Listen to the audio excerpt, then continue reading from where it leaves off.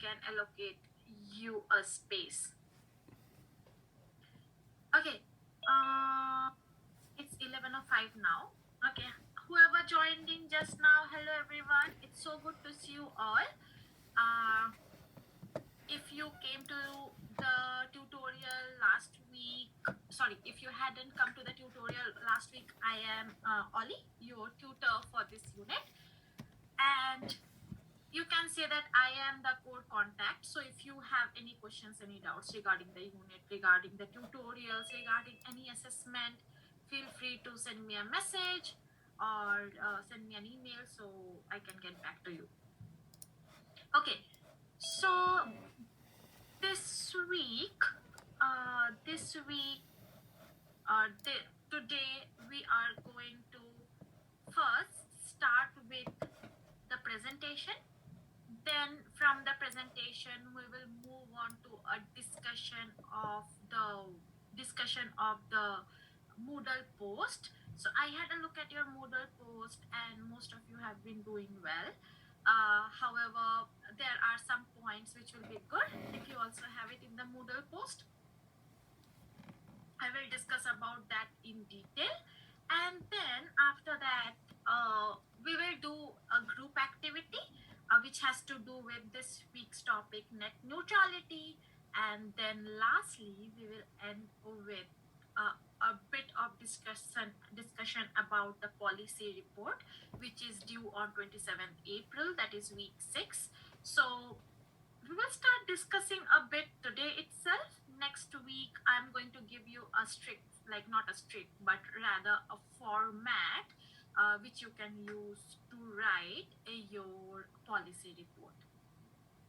Okay, but before I start anything else, can you all hear me properly? Am I audible, loud enough? Yes, no? Okay, I can see some shaking heads. I got something in the chat box. Yep, sounds all good. So group 1 of week 2. So are you all ready? Who are the group 1 members? Sorry, week 2 members. Karina, and then Ziki. Who else? Alvin. Where are the other members of group 2? Is there someone whose hand I cannot see? Okay, so you all are ready? Let's start with the group presentation. Get it out the head. Sorry, teacher. We still have a member. She didn't. Yeah. She can't come. There's something wrong with her Zoom, maybe. Yes. Oh, okay. So, is it Zoom or internet? We just sent her a link. I wonder that if she can come into the class. Okay, so Maybe we just need 2 more seconds. Yeah, of course. Just 1 minute. Yes, of course. What's your group member's name? Is Claire. Is Claire? Okay, Claire. Okay. Maybe not. Okay.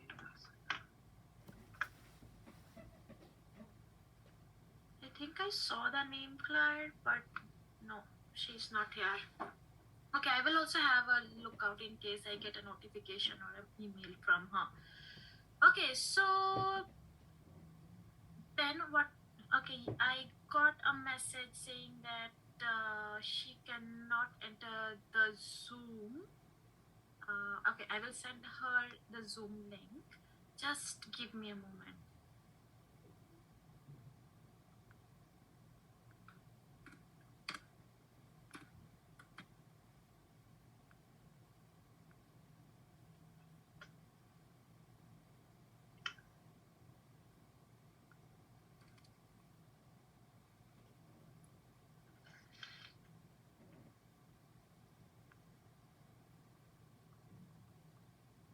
I think Claire just entered. Check.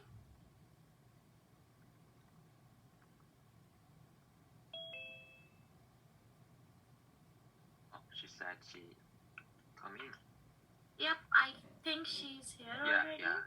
Hi, Yeah. Hallie. She's here. Sorry for the late. No, all good, all good. I know you were having problems with Zoom, and I'm happy it's solved. Okay, so now let's start the presentation then. Yeah. Okay, so I need to share the screen. Feel free to do so. Yeah. Okay. Wait a second.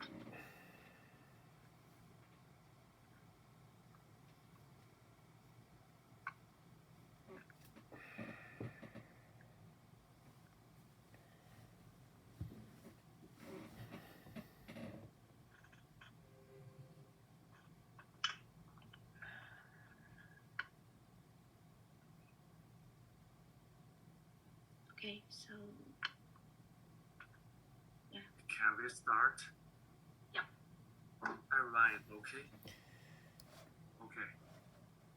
Hello everyone, welcome this week's presentation. The topic we are going to discuss is net neutrality.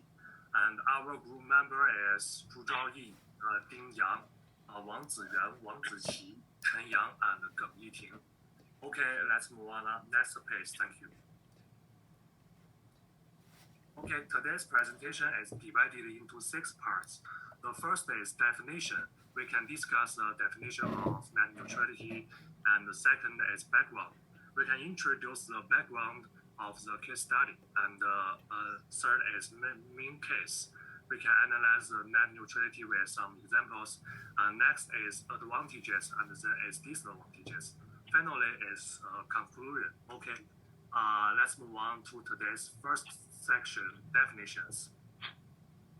In my opinion, net neutrality is the idea that internet service providers should not unreasonably discriminate and against legitimate internet traffic online, because the internet is designed to maximize users' freedom while limiting the power of network owners and operators to manipulate traffic. In my view, as a policy principle, net neutrality is a basic safeguard against internet service providers interfering with traffic flows. Okay, thank you.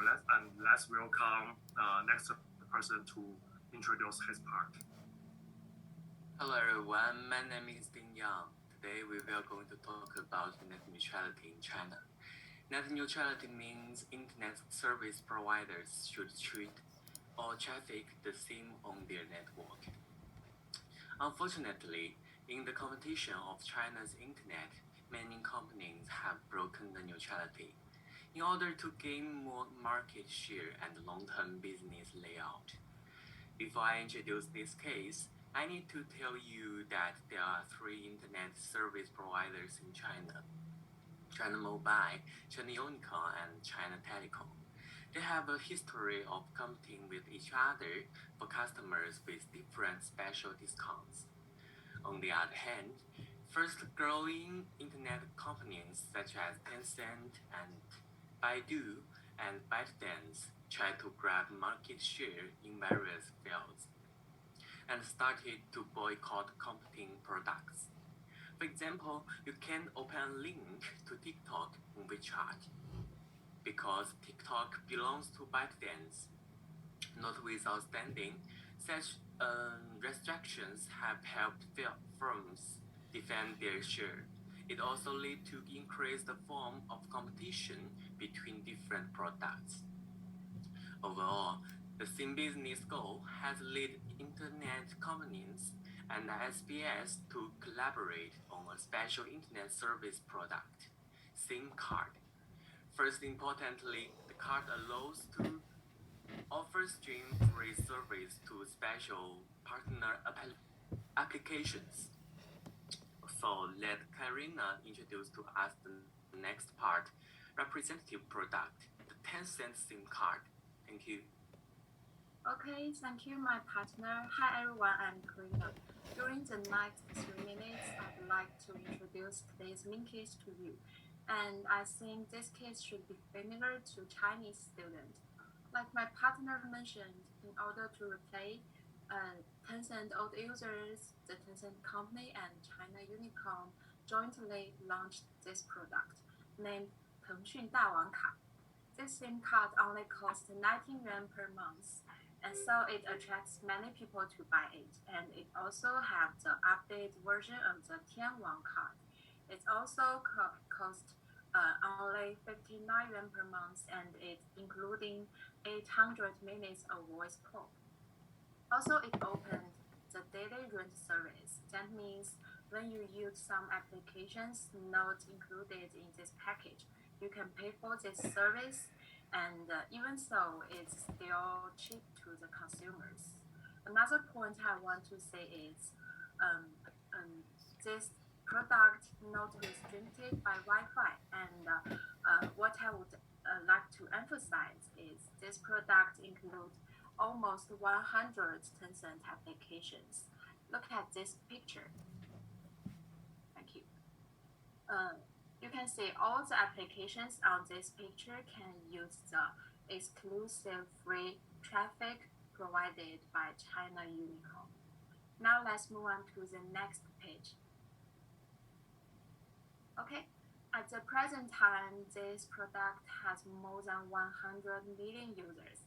It's crazy, right? Meanwhile, with the strong user base and market influence, this product has attracted many other companies to join in.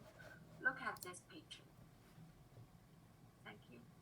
There are 34 applications which are not belongs to Tencent company, but they all included in this product package, which are including like live streaming platform, shopping, music, group buying, renting, fashion, video, takeout apps, travel apps. Even it included the China Central Television's application.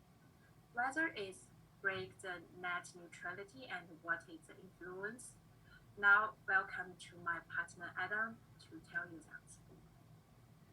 Thanks, Karina. And next, we will analyze the impacts of net neutrality on Tencent SIM card industry from positive and negative aspects. And I will explain it in terms of advantages from three parts, which is unlimited and competitive and cooperation. First, next page, thank you.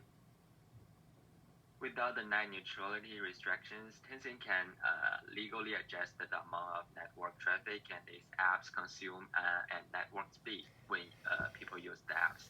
Moreover, after the cooperation with China Unicom, one of the biggest communication operator in China, more and more people will choose to apply for Tencent SIM card, which will bring Tencent a lot of profit because it involves a lot of applications used by Chinese people in their daily life, and there is no network traffic restrictions.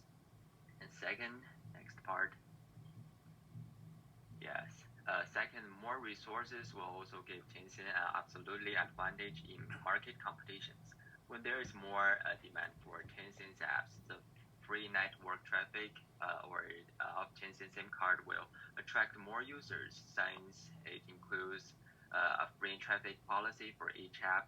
People will use this SIM card will also know about the apps it contains and may become the users of the apps which owned by Tencent.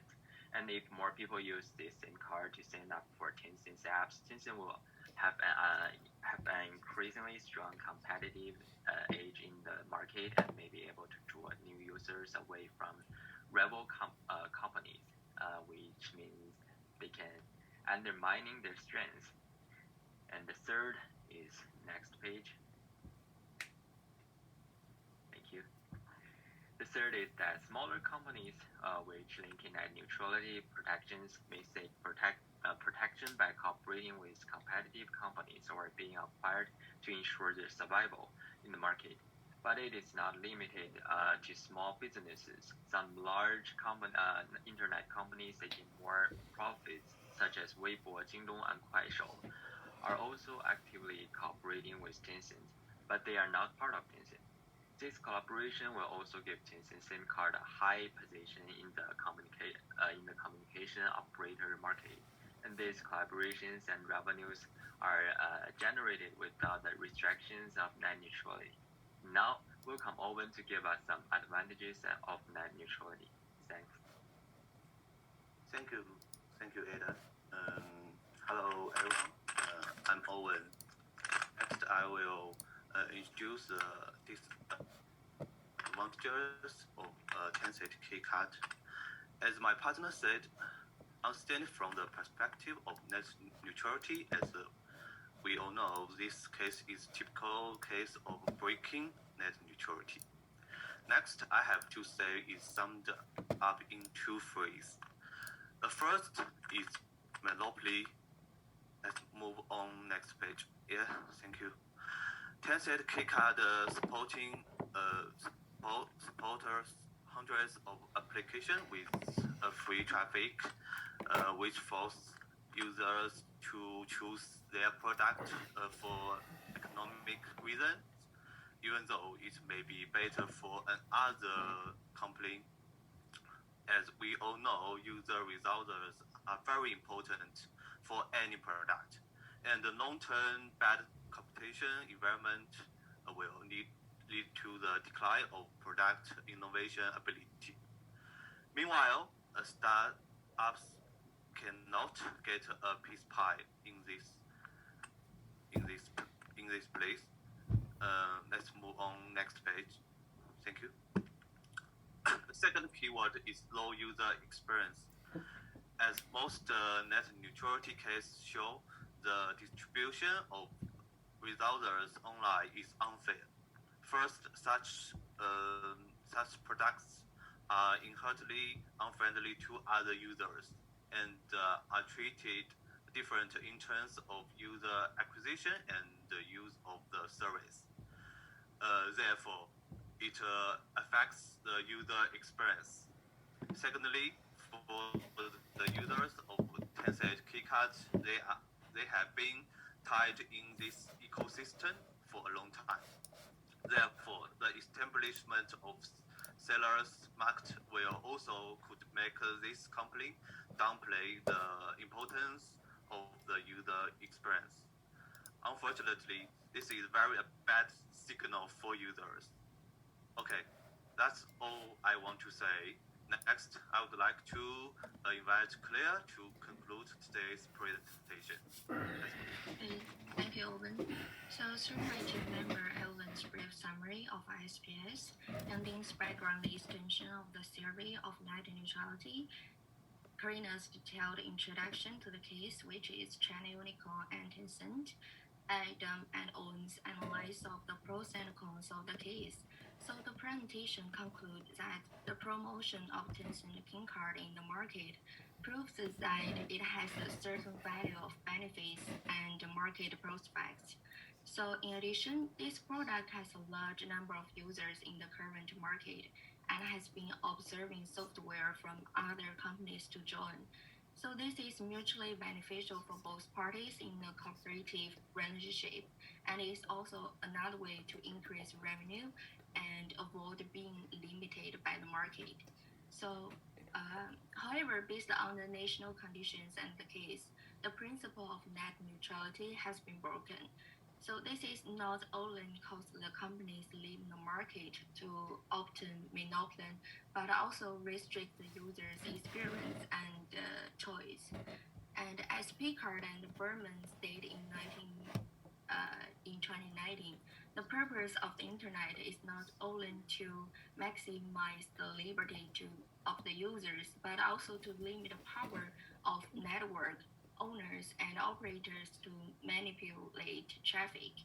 So how to balance the interests of suppliers and consumers on the premise of ensuring the principle of net neutrality is for public and for us to reflect and consider. Yeah, thanks for everyone's listening, and here is our references. Yeah, that's all. Okay, great. Good work, group. Can we all get a virtual clap for group week 2's group? Okay, so it's done, right? It's good. Other people who can you please either ask them a question or give them some reviews? Yes. other students in the class, can you please give them some reviews, good, bad, or it is good, and any questions if you have, because they are now the experts on net neutrality, so you can ask all the questions from them. So any questions? Okay, I'm just going to randomly call out name. Anyone?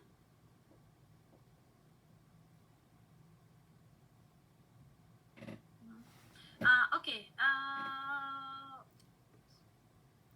Mia, do you have any questions or reviews? About this presentation. Mhm.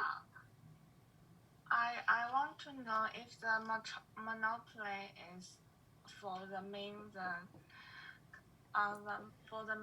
company is good or the bad for other small company to their develop, or the monopoly is benefit or the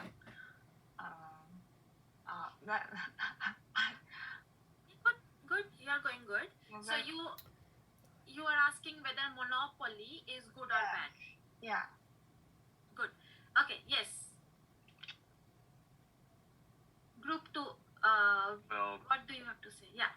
yeah. Well, I think monopoly is kind of thing that is good for the the strong company or the biggest company, because as we thought that Tencent King card is Tencent SIM card. It contains a lot of apps and a lot of companies, which means a lot of smaller companies or big companies are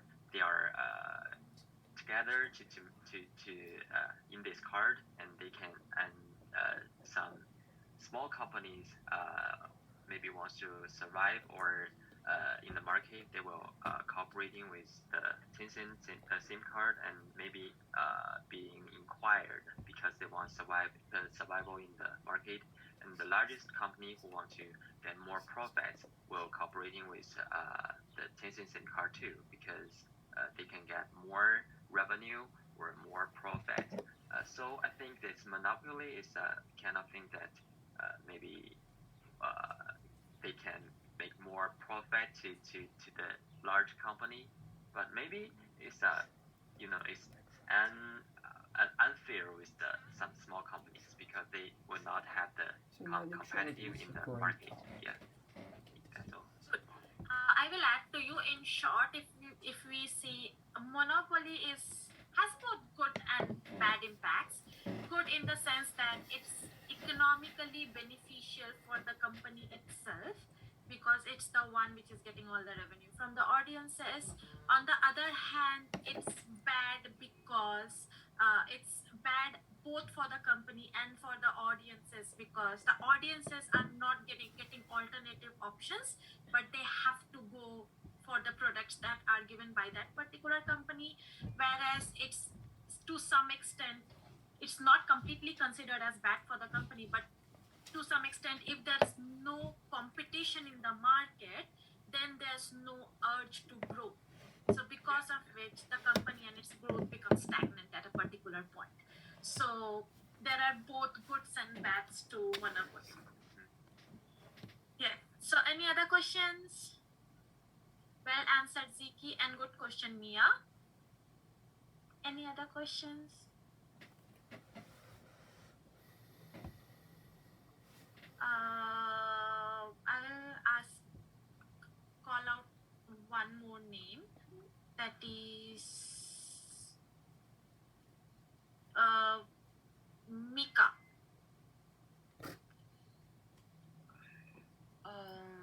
I think I don't have any questions about their group. Okay, so what are your reviews? Oh, I think they have a good presentation about the net neutrality and gave some good examples, especially about the Chinese apps. So I think they are good job. Yeah. Thank you, Mika. Okay, so from my perspective, yes, the presentation was awesome. You all did a really good job. I especially loved how the flow of the content from the definition to various critical aspects around net neutrality to examples and how you all concluded. So overall, it was a great presentation. I also liked how you divided the presentation among each and every one of you, so everyone got an equal opportunity to speak. Sometimes, which is really important in a group. Yes, I do believe sometimes some people are good at talking or presenting, but it's always good to give equal opportunities to all the members. So well done, group. I really love the presentation, and above all, I really appreciate the stance that you all came forward and are presenting in week 2. So, which is a courageous task, and you all have done it really well. So, well done. Thank you so much. Now, must be feeling relieved, right? It's done. Okay, now what we are going to do is discuss a bit about Moodle Post, and then we will take a small break, come back, and start our group activity. About Moodle Post, you all are doing really, really good. But when I also can understand that, writing 100-word answer to or an 100-word abstract to a 5,000-word document can be really difficult at times, right? It's like you're thinking which point is important enough to put it in the Moodle post. So the best way to go about it is always look for the main argument, right? So what you need to do for the Moodle post is, what is the main argument? Why does the author or the scholar argue this point, and how does he prove his point? So in any media and communication research, as I always say, the component of what is something we already know it's happening, right? Say for example, the pandemic and the pandemic news is fake. We know many newses are fake, but the question as media and communication scholars we are supposed to answer is, why is it happening, and how can we prove that why it's happening? So the best thing or the easiest way that you can write the Moodle post is, think of what the argument is, why is the scholar making that argument, and how he is proving that argument, versus how scholar 2 of the second reading makes an argument, versus why he makes that argument and how he does it. That's one approach. The second approach is, you can do a comparison of this argument versus this argument, this why versus this why. So you can say again, net neutrality according to A, scholar A is XYZ. But scholar B says net neutrality is also ABC. So what you are doing is, you are giving a point for scholar A, but you are adding on another point from scholar B which scholar A hasn't mentioned. And they think so because, so when you write because and put a statement, it means you're answering why, right? So in a Moodle post, to be more succinct and stronger, put in what and put in why. If he is arguing this particular statement, why is he arguing this? Why is it different or similar to what the other author is arguing, and why he is arguing that? So that is what we call as critical analysis. You're comparing two contents, right? Content A versus content B. Make sense? Yeah? Okay, great. So now that now for the next week's Moodle post, when you are reading the articles, think of the what, or look for the what, why, how, and you can use those key points of what, why, how, and put it on your Moodle post while writing the abstract of the readings. So that will make it much more easier and much more direct for you. Okay, so that was about Moodle post. Does anyone have any questions or any doubts about Moodle post or about net neutrality, about the lecture or anything?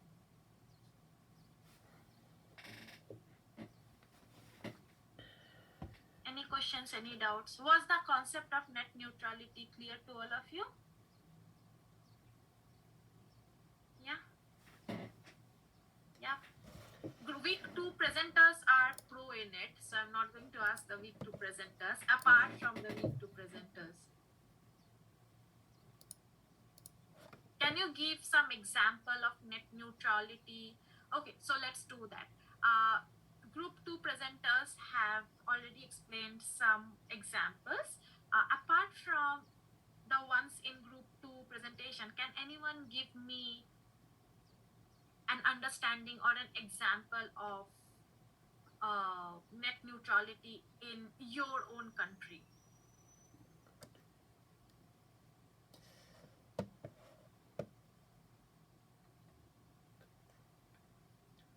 Can you think of any examples where the content, your own country or even in other countries if you can think of?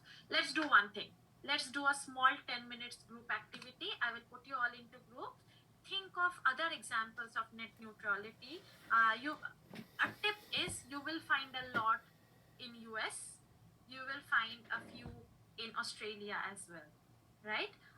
You're free to use Google or any platform you want, but think of how net neutrality has impacted some particular states. It can be your state, your own state where you come from, or it can be any other state as well. It can be Australia, US, UK, anything and anywhere.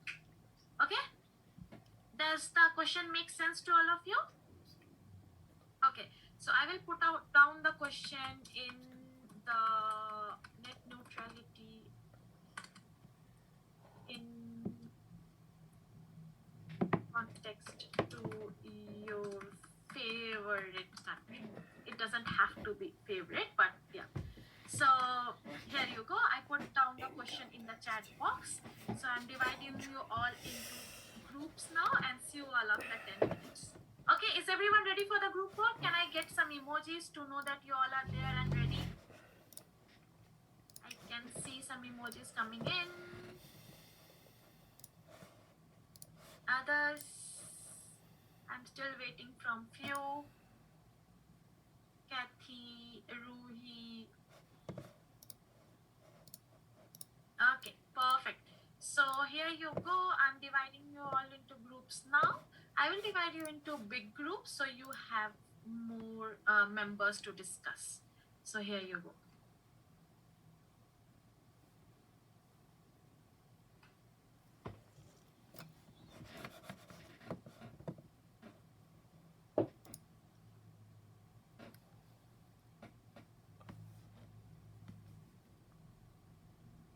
Hello. Hello.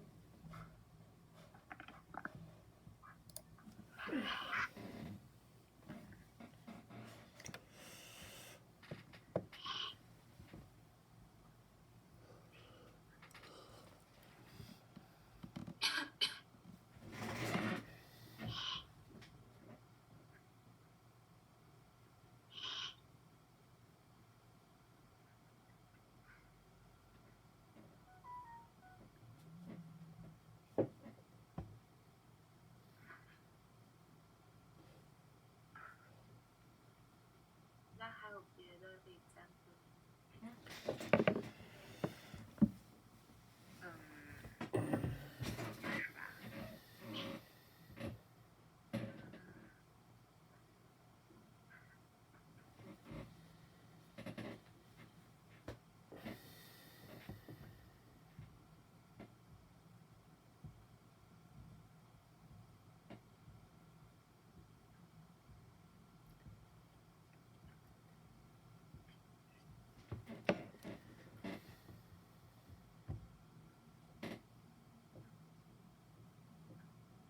讲台湾的行吗？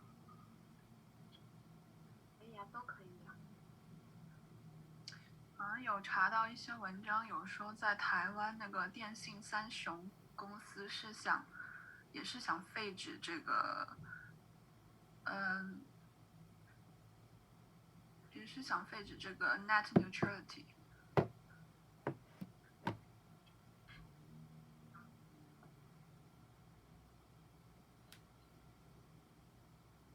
是有做那个调研是吗？我 Google 搜的新闻。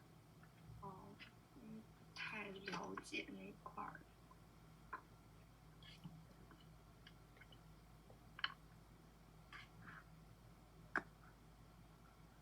咱们国家有网络中立性。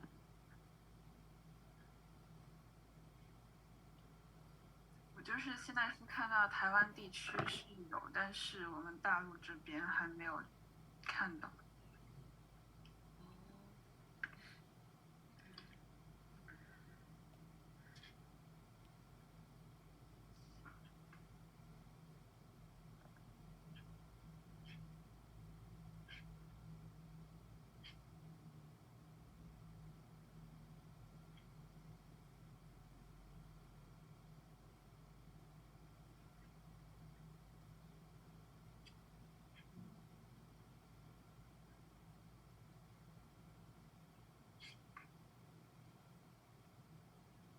那个你搜到的那个台湾的是2017年的那个草案吗？还是什么？好像是2017年那个，我看一下是那个数字通信传播法是吗？对。哦，我是在那个维基上面搜到的。我是在那个他们台湾的那个网站的那个新闻网站看的。哦。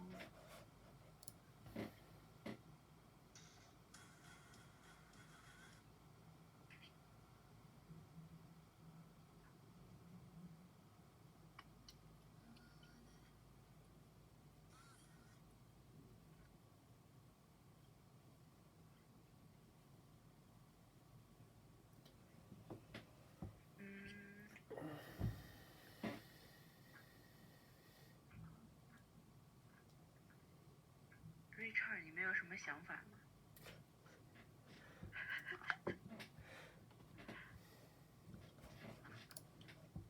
我想想。对啊，这网络中立它是好的吧？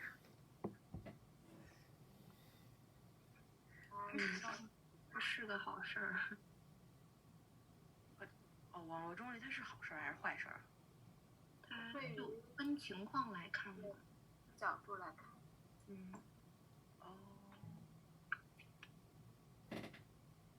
不是，那所以中国是没有这个东西是吧？对，中国就是被3大那个什么移动、电信、联通，对，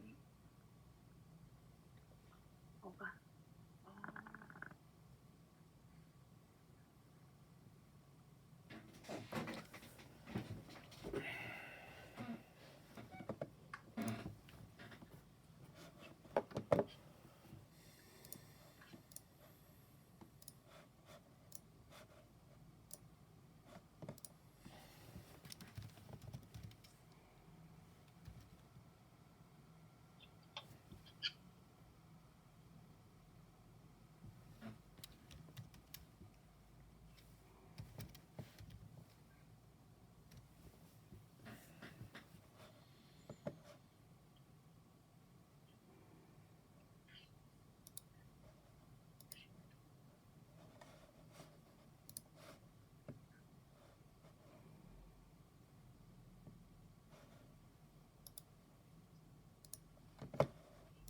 那如果这样子的话，中国没有，那么就是我的意思是，那就算是美国，这个东西也很难，就是很难有吧，就是它，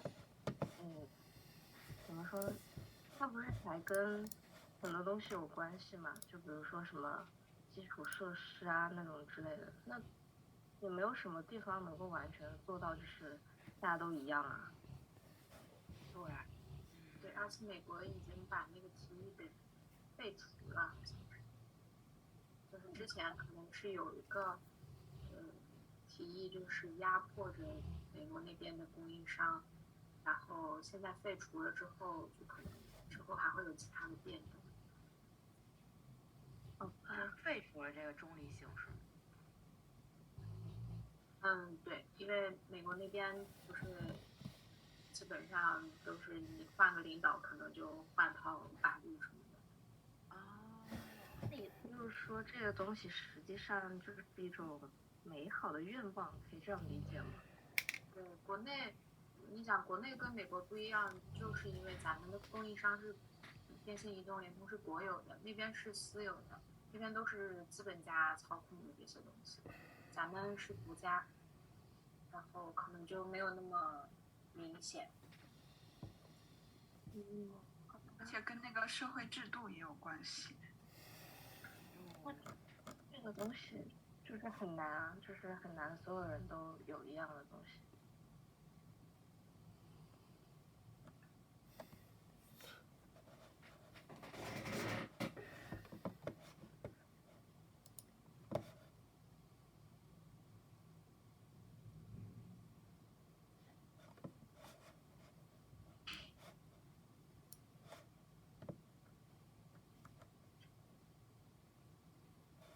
你们要是搜网络中立的例子的话，可以搜一搜巴西、荷兰、阿根廷和智利，还有印度，看那边都是立法强制执行的。其他国家没有很明确的法律说这个事情。去看一下。对，因为没看这个。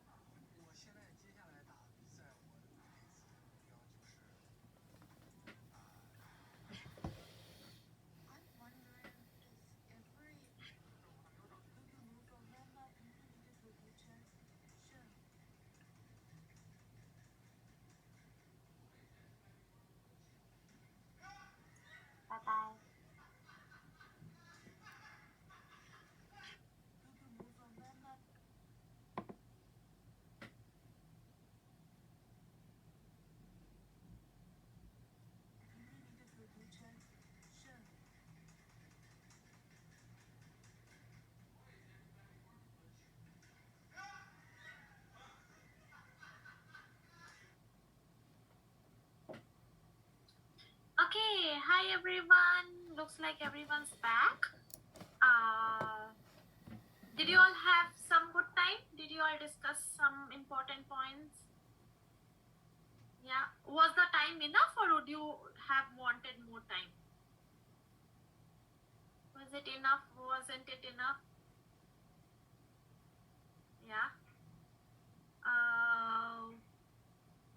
Just a moment. Okay. So let's start with each group and see what you have got. So I automatically will get an understanding of whether it was good or not. We'll start with group 3. Group 3 had Karina, Richard, Gia, Line, Mengwi, Yang, Yiting, Emily, Yumi, and Kathy. So what did you all discuss?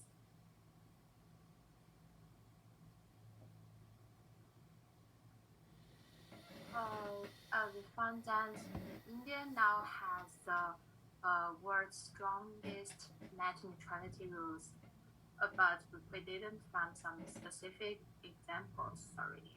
Mm-hmm. We will actually. It was interesting, but because our next part of the activity is completely based on net neutrality in India, because as you said, it has one of the strongest net neutrality, and I'm just giving an answer of one of them.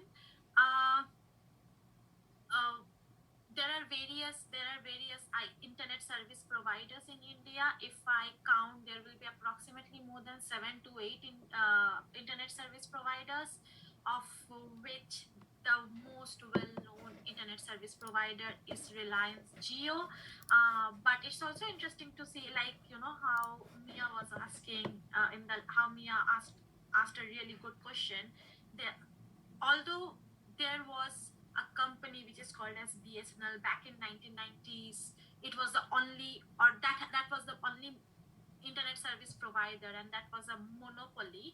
But if we look from 1990s to 2020, the internet service providers, there are so many internet service providers that have emerged, and forget about emerging, this internet service providers which came up in the generally after 2010, they are one of the most leading internet service providers, of which some of them have audiences which are, or which range more than the number of audiences which a particular internet service providers connect to in other countries. Obviously, the reason being the huge population and the huge area which the internet service provider connects.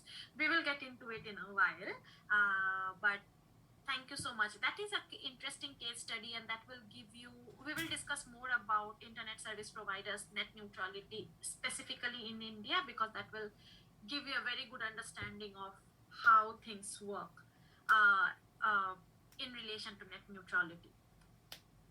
Thank you, Karina. Now we go into group 2.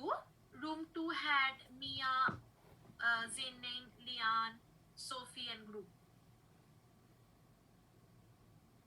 Yeah, I searched some materials about the Australia, and I found net neutrality has not been an issue in Australia. Popular content providers such as ABC's iView has not been trolled by internet service providers because the market has accepted the user's pays principle for internet content. So I think that's why they have no this trouble. Yeah. However, the other thing also here is, that's again a very good point regarding Australia. Net neutrality rules or policies are getting stricter and stricter day by day. One of the example, if you see again the recent ban of international content on social media platforms, which was the impact of the regulatory policies made by the Australian government. So which means now net neutrality has to do with discrimination, has to do with how people should be able to share any content they want on the internet service providers, and they do not have to, and they are not chosen by the internet service provider as in what should be posted and what shouldn't. But that hasn't been the case really for Australia in the recent days, because if I want to share a news on especially the social media platform sitting in Australia, it's no more possible. They do not allow us to share any Australian or international news to be shared on social media platforms. So we can say it is, even if there was to some extent net neutrality in Australia, it's kind of getting lower and lower day by day because of the regulatory policies by the government and by the internet service providers themselves. Okay, group 2, thank you. And now group 1. Group 1 had Maggie, Yuri, Jiaming, Kay, Min, and group. Hi, Ellie. We have an example of story. You can say first there. Yes, I can hear you. It's okay. You go first. I searched some material on the internet. The countries like America, Japan, Brazil, Chile, Norway, and so on have some form of law order to regular form work in place that affect net neutrality.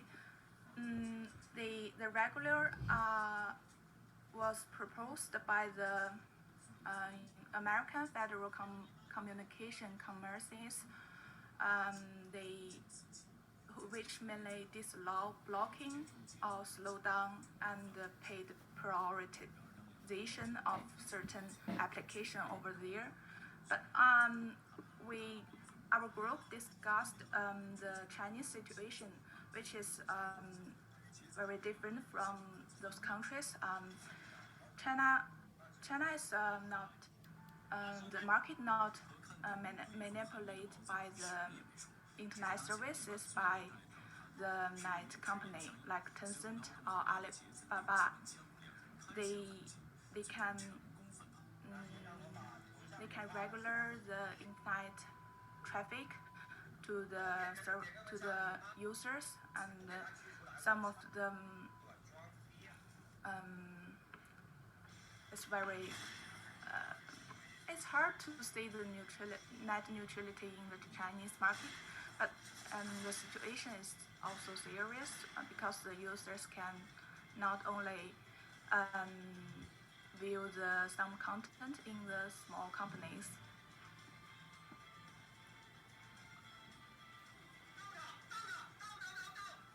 Well, I have an example. Yeah, go for it, Yuri. China situation that Tencent owns two of the biggest social platforms, QQ and WeChat. So if small companies don't pay for Tencent, their websites are not allowed to show on those social media. The links will be shown as unsafe and not allowed to access. So that's an example in China. Good. Thank you. So some of the China examples are really new for me, but China as a case study for net neutrality is very important, and you can actually see that, or rather we can say that many scholars have often argued that the era of net neutrality is technically over. Not much ISPs or not much countries have this aspect of net neutrality because there are certain contents over which the government needs its control over.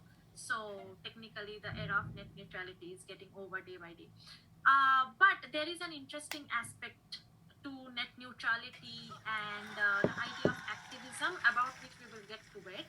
But before that, what we are going to do is let's take a 5-minute break. Yeah? Is everyone ready for a break at least? Yes? Take 5 minutes break, drink some water, take rest, come back, and then we will do our big activity for this week, which will help us understand more about net neutrality. Okay, see you all in 5 minutes. 而且我一文盲，本来寻思上轮随便说说淘汰了就拉倒了，结果拿着最高分，现在不想走了，说唱啥也不想弄了，就想搞脱口秀。因为我就发现了，文盲就适合搞脱口秀。伊丽静老师呢，估计现在内心已经开始翻白眼了，就肯定想我为什么要看这么个玩意儿？那肯定是你上辈子烧了高香了呗。他那个采访我看过，刀子嘴刀子心，就他那个嘴坐飞机都得单独托运。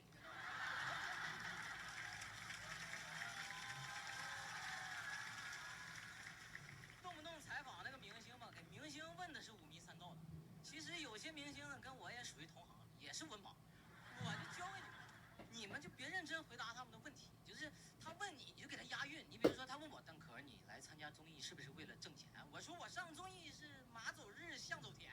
你能不能好好回答我的问题？我好好回答，我怕你昏迷。你是不是出人家女，啥也不会？我都押完了，老师，it's too late。网友都说呢，伊丽静老师呢很 real， 还说敢骂像 rapper， 就是咋的？现在这个娱乐圈只要 real 就说像 rapper 了，就是那 rapper 都不需要会 rap 了，那 rapper 不 rap， 那我不就成喷儿了吗？秦昊最近在晚会上也唱了一段 rap， 叫下山。啊，那个下山让他唱的，就感觉他用腿唱的下山，用嘴下山。呼兰，说唱圈新晋 rapper。看呼兰说唱呢，就奄奄一息的那个劲儿啊，就是感觉必须得靠氧气罐来维持的，而且就跟那个家人没有商量好似的，就是一会儿打算救，一会儿不救，就是救，哎，算了，救，哎，拉倒。整个呼兰说唱都这个声儿都叽溜叽溜的，你知道吗？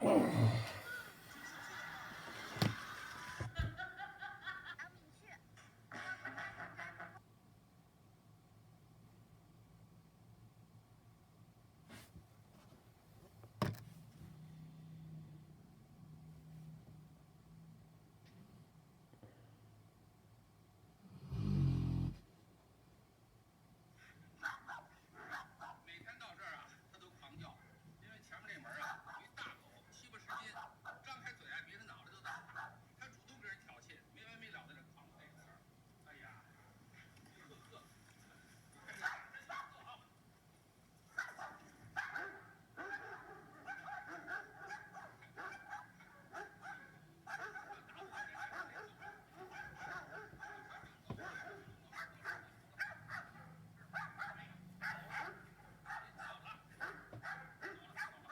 明知道打不过人家，还想跟人叫板，为什么？自己有故障之士，因为后边他有我。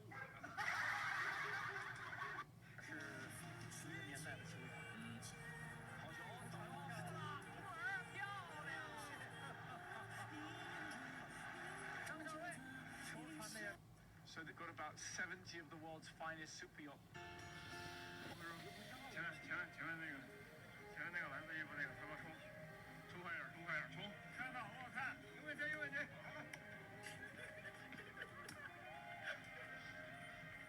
腾哥，蓝色羽绒服那个好不好看？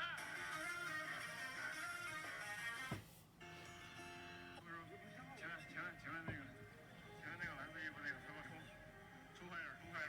之前了解到的还是因为身材的原因，因为身材比较矮小，而且打后卫的位置，而且我只是偏进攻的，所以在岁数里面可能。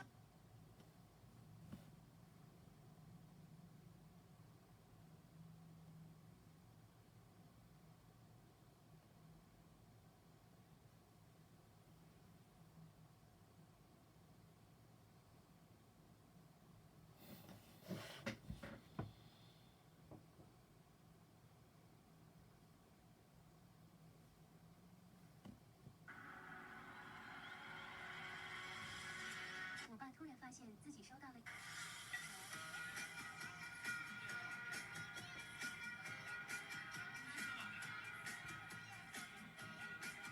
你们要的后续来了。不要唱了，滚吧！不愿意上来就跟我借口这个呢，你躺下来了吗？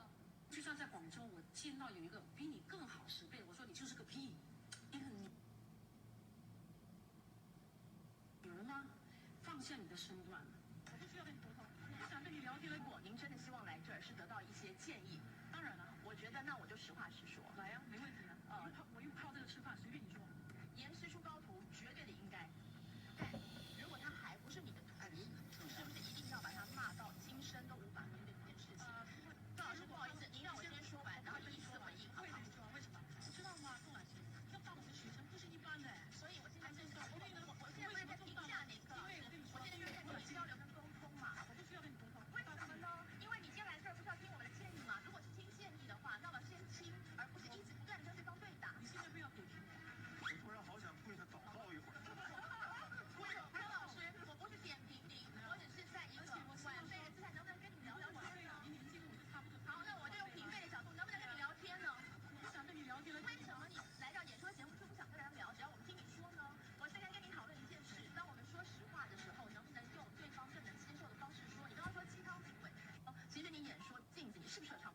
在您说的那些被剪辑出来的片段，受到这个创伤，发现这个人对我严厉，孩子们是不可接受的，而且精神上和生理对学生的爱，那最怕的就是没有理由的态度，我觉得方面对我没有爱心啊。也许就像您说的那些被剪辑出来的片段是，要体现对学生的爱心，那最怕的就是没有理由的骂，没有理由的打，那么孩子们是不可接受的，而且精神上和生理、心理上都会受到这个创伤。发现这个人对我严厉的原因是因为这个老师讨厌我，那没有任何孩子能够接受这种严厉，在愚笨的孩子，他不能感觉到这个老师是因为爱我才是我的，还是因为不爱我是讨厌我才是我的。那任何老师如果是抱着讨厌的方式来指导学生的话，是永远。哎，完，你们要的横气来了。不要唱了，滚吧！愿意上来就跟我借口这个呢，你停不下来了吗？就像在广州，我见到有一个比你更Okay, if you are here, just give a reaction so I know you all are here. Okay, so I got some reaction. I can see some nice faces. Everyone looks energized. Yeah, okay. So let's start with the activity. After that activity, we will just summarize what you all have got. Have you all used Padlet though? Do you know what Padlet means? Yes, no, Padlet. Okay, so Padlet, what I'm going to do is, first let me share my screen with you.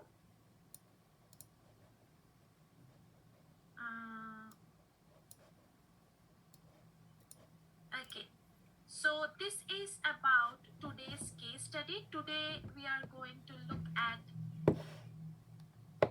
India's net neutrality. So these are the questions for today's group work. So if you can see, there are quite a few questions. So the first question is net neutrality an issue in India? What are the biggest ISPs? Are there any reported cases of net neutrality? What are the regulatory authority of telecom in India? Who are the supporters of policy? Who are the opponents? And what role do the internet and net neutrality activists play in the policy debate? So what you are going to do is specifically work around net neutrality issue and net neutrality policies in India, and have a look at what can be the answers of these questions. I can understand if you do not have the answers to all the questions. I will tell you the answers. Don't worry about it.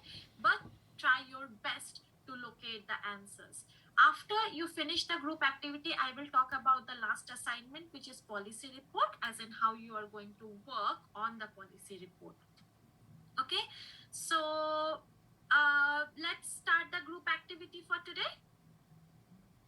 Let's start this one, everyone. Yes, what you can do is, can you please take a photo or a screenshot to make sure the questions are with you? If you see underneath, it says share your findings, text URL, images, videos on the Padlet. So I will send you the Padlet link in the chat box. Don't worry about the Padlet link that is on the screen. Okay, So just take a screenshot for the questions. I'm going to send you all the Padlet link. Did everyone take a screenshot? Yes? No? Yeah? Okay, good.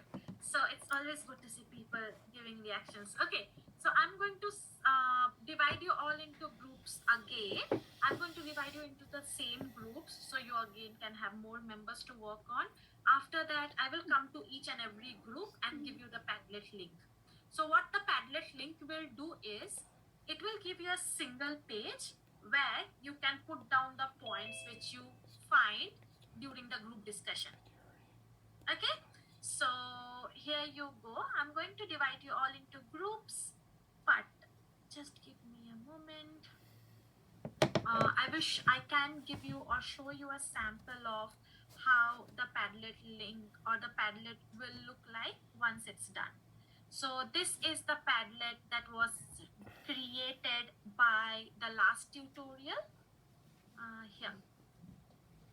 So I'm gonna share the screen and show how the Padlet for you might look like.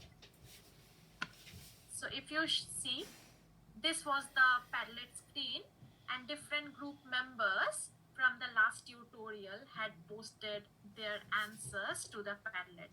So when we come and discuss about the content, we all have all the content in one particular space, and you all can refer to it later while writing your policy reports as well. Okay, so this is how it's going to look. I will send you all the link to a Padlet page for this tutorial.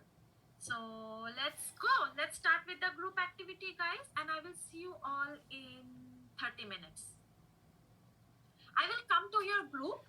I will be here. I will come to each and every group and see how you all are going, but I'm not going to disturb you because I love to see how you all are talking and are enthusiastically discussing about the content. I won't discuss. I might just come, put the Padlet link there and come back. So here you go. If you have any questions, just raise your hand and I will come to your room.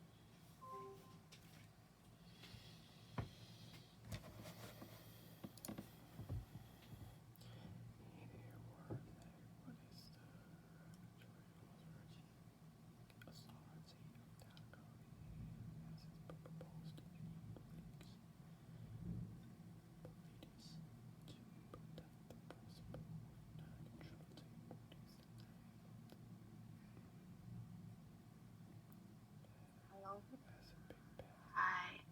他说的那个什么 Palo 在哪儿吧？他说他一会儿进来发 link。那他还会围观我们讨论。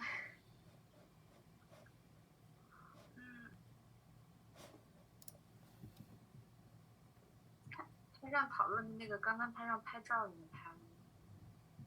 给你发了。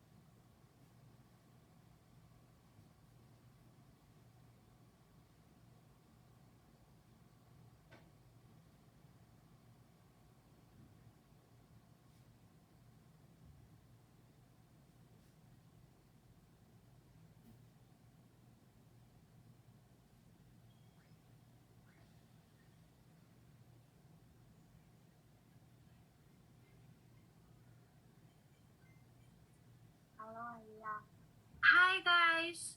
Is everything okay with all of you? Yes. I'm Do you all searching. need Yeah. searching? Great, awesome, good work. So I'm here to give the Padlet link. So the Padlet link is in the chat box. So when you have the contents, you can just enter the chat box and put down your key points in there. Thank Okay. you. Okay. Thank you. See you all soon. See you.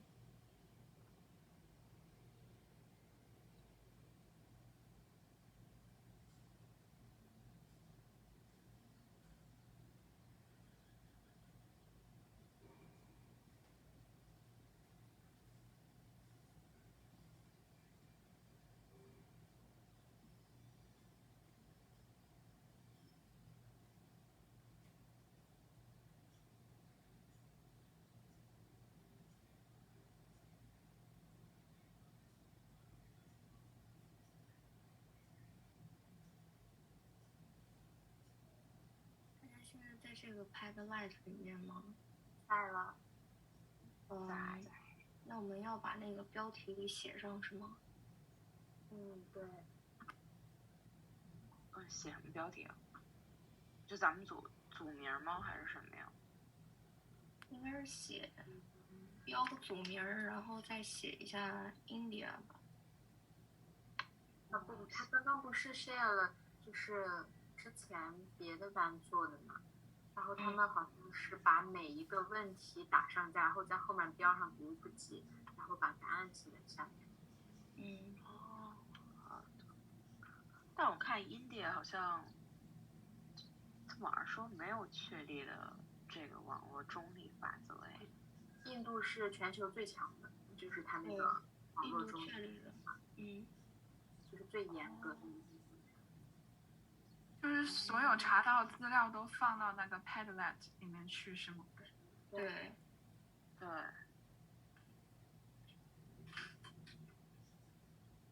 我刚看。所以那个印度它最大的那个互联网服务商是哪个呀？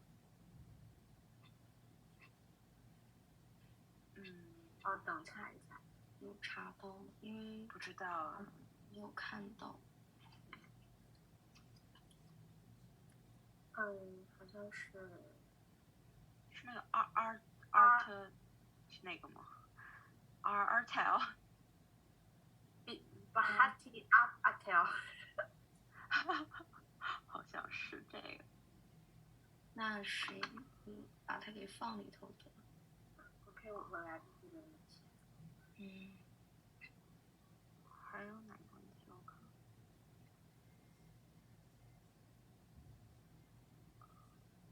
所以说它现在是竞争的，还是说已经垄断了？它这个就是那个2什么的那个，可能垄断了还是垄断了吧？不知道哎。这倒是有一个，就是它不是世界上最强的吗？对，印度它是世界最强，但是它那个它里头的这些公司，他们是在竞争呢，还是说就刚刚你们说那个 Art 什么那个，它已经垄断了？不知道哎，好，查一下。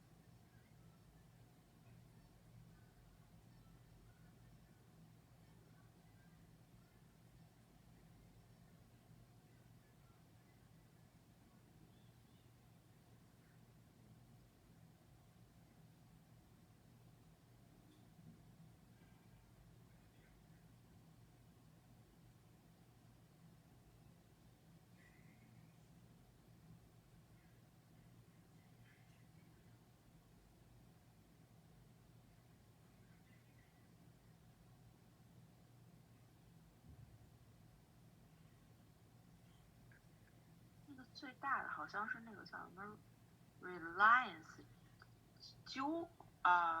然后其次是那个 Airtel。但是我家这个玩意儿怎么我写好了怎么上传呀？就你添加完以后，它应该直接就在这上面了。是吗？对，就是你按右下角那个添加键。在了。我看到了。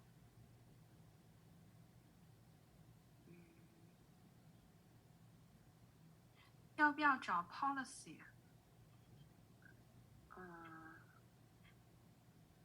以来找。我看他那个第二个问题里头有那个 policy， 就是他有问那个 policy 是什么。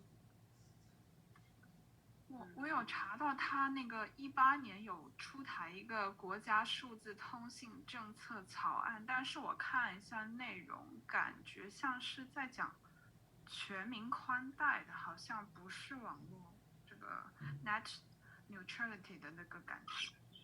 应该是它一个分支吧。我感觉应该是因为它前面出了一些可能关于这个 net neutrality 的法案，所以它才会有18年的这个。要不然我们一人分一个问题，然后做一下。可以啊。行啊。那第一个问题的话是谁来答？就是第一个那个绿标下面的那个问题。哪个 ？What is the regulatory 这个吗？不是，就那个 Is net neutrality an issue in China and what are the biggest？ 就这个。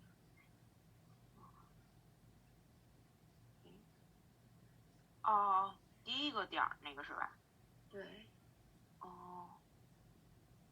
那我来吧。那我来那你来吧。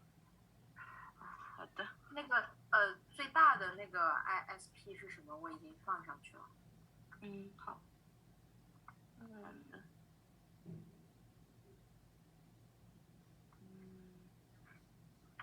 所以咱是一个人答一个点儿，还是一个人答一个问题？一个人答一个问题吧。答一个问题。这么多问号不是吗？正好有9个问号。那正好，那就看看。因为那个 is net neutrality an issue in China 这个 in India 这个就可以暂且不算它。然后11个问号。它下面有一个就是那个最大的供应商，这个谁来答？然后它长什么样？这个是一个问题还是俩？这就算一个问题吧，我来吧。行，那第二个这个 competitive 还有这个垄断谁来答？我来吧。OK， 然后还有这个，那这个跟你上面是连的 Karina。可以分开答呀，它那个 ISP 跟电信市场可以分开连。不是，它后面有那个 Can you find any status tables graphs？ 好，我了。就是找证据嘛。对。然后还有第二点，这个 Are there any reported cases？ 要找那个 case， 这个谁来？没有人的话，我等一下我来找这个问题。然后在下面这个 What are the regulatory authority of telecom in India？ 这个谁来？我也可以。你可以是吗？行。你能把那个问题发给我吗？因为我好像看不到老师的那个问题。我也看不懂。群里有。我那个画面一直在闪现，就是。微信群里有。好，微信群是吧？那我看一眼。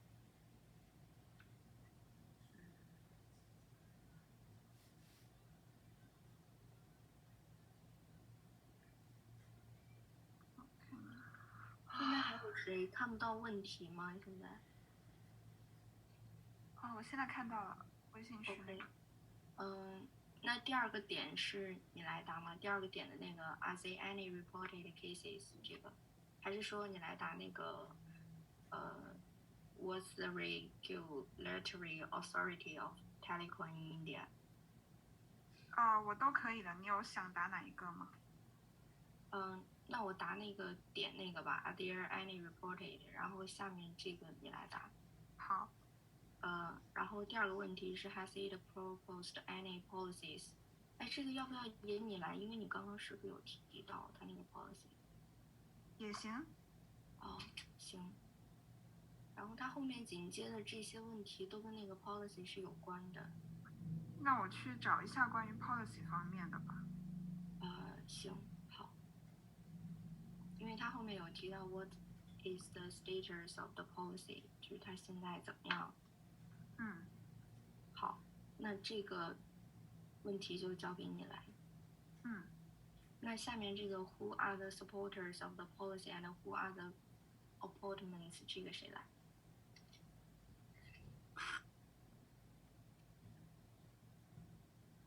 有人要到哪儿了呀？到哪儿了呀？我这个快写完了。你现在说的哪个问题了呀？现在说到了 Who are the supporters of the policy？ 我这里好像看不到那个，就你刚刚说那个问题 Who are the supporter 那一个。在第二点的第3、1、2、3、4、5第5行。第5行。因为他这里一直在跳来跳去，我看一下。因为在他们说那个群里面嘛，他们说那个群里面放了。没有，哪个群里面呢？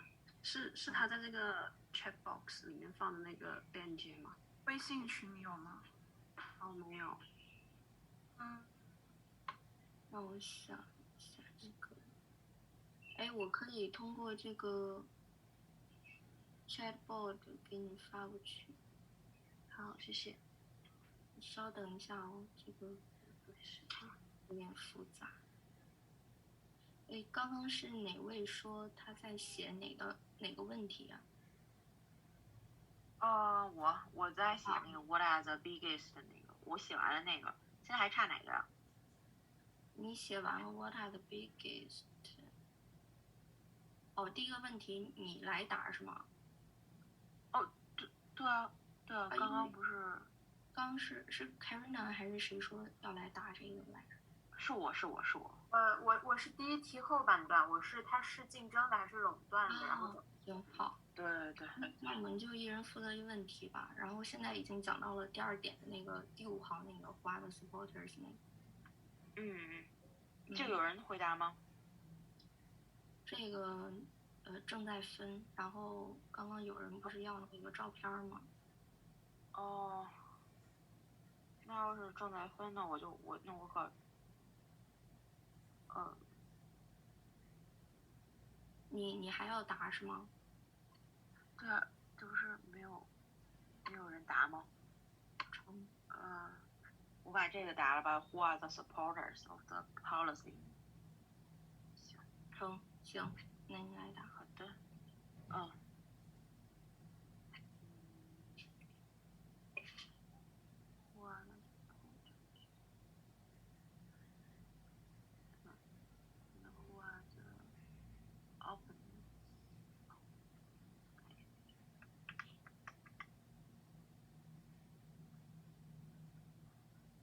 后边括号要有个 G3吧？对。G3。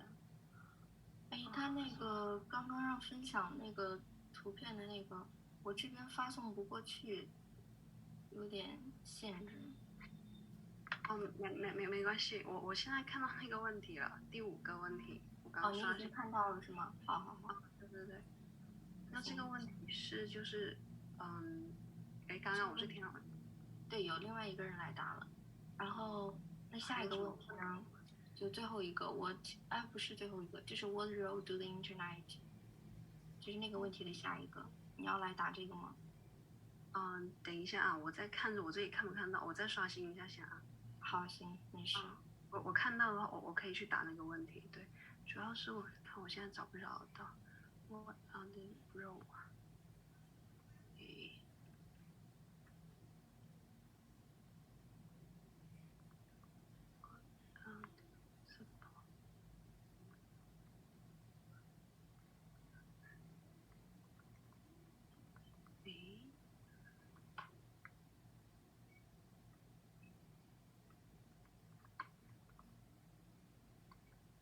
所以你现在看到那个问题了是吧？还没，等一下，我正在把它关掉重开。没事，我可以把那个问题给打到那个我们的那个 chat box 里面。好呀，谢谢。没事。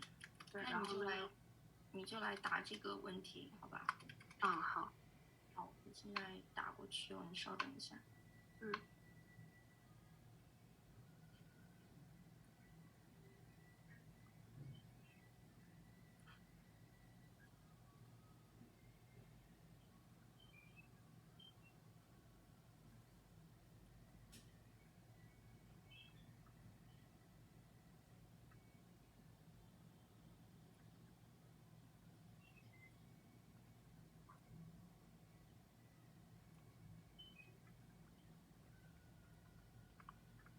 我发过去了。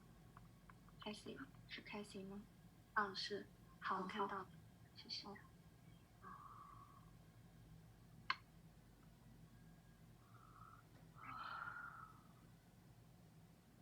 怎么别的总用来写那个 support？我想问，怎么在那个 Padlet 上面直接把问题的答案写在上面？右下角有加号。有个加号是吧？对。看看，然后右下角有个加号，然后就可以直接写了。好的，我试试。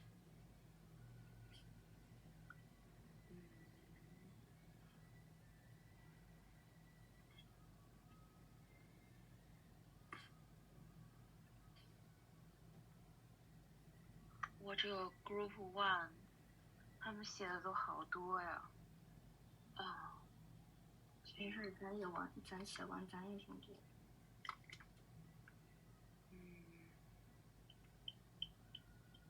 我还没有找到那个 supporters。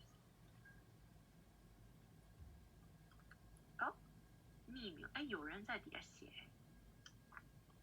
是谁回复我了？是谁回复我了？是吗？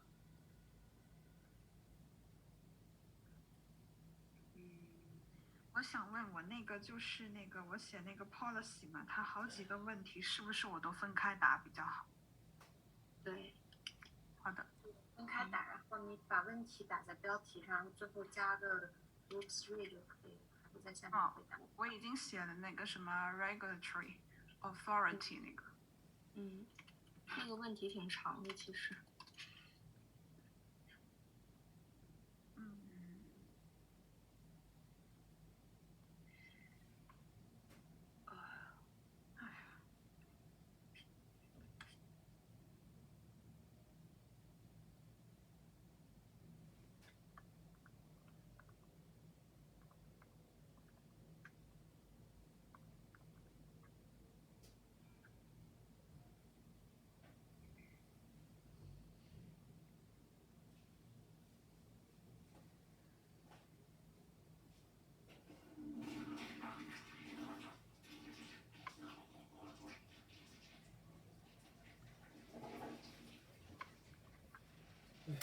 那边，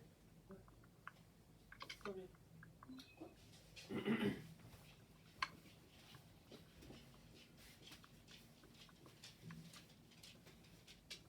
对。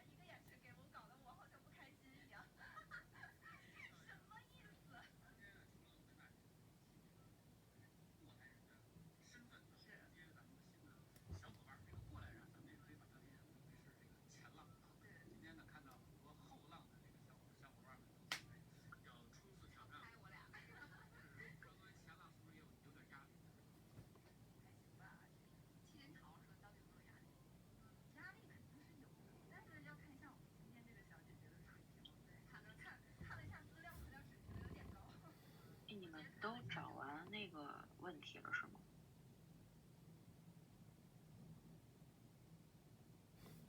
正在找，我还在找。哦，这个不太好找哎，我觉得。是，它好像那个印度好像是还没有任何关于这个 net neutrality 的立法的样子。好像是就是一些法规呀，类似那种，感觉不像正式的法律的感觉。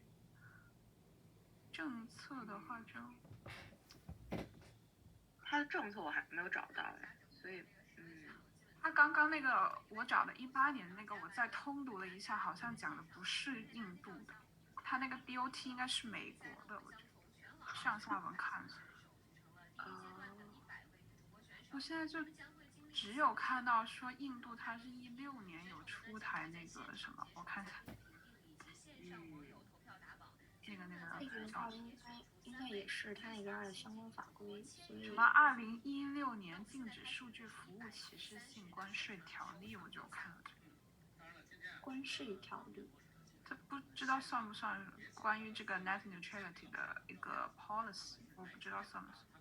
没事，你到时候可以跟那个艾丽她讲说 I'm not sure， 但是你可以说。我就说我找到资料是。哎呀，好多东西。它这个有具体的政策，也没有具体的政策吧？那，这真的好难找，我找了好多。这哪儿？这个支持者跟那个反对者，这真的不太好找哎，我觉得。好像他也没有什么支持者，也没有说他有一些反对的人。这个蜡笔小新是刘家是吗？我是柳家，米卡 ，OK。我忘了，我把我名字改。没事，因为我是为了防止刚刚那个老师老叫我，所以我才把我的英语也删掉。对，一直在问问题，烦死了。对，真是。因为一直是我把它给最小化了，然后就看到一蜡笔小新在这儿。我有看到他说，好像什么16年到18年期间说那个印度在建立世界上最强大的什么那个 net neutrality 的机制方面采取了2大步骤，但是他好像讲的还是16年那个关税条例，他是不是只有这个？没事，你到时候可以直接把这个给提出来。好。如果怎么办？我感觉我做不完我的那几个问题了。没事，我们只要答就好了。印度网络中立性，我天，那算了，印度网络中立性的那个支持者找不着，那还是找总体来说的。对，我们要返回主会场了。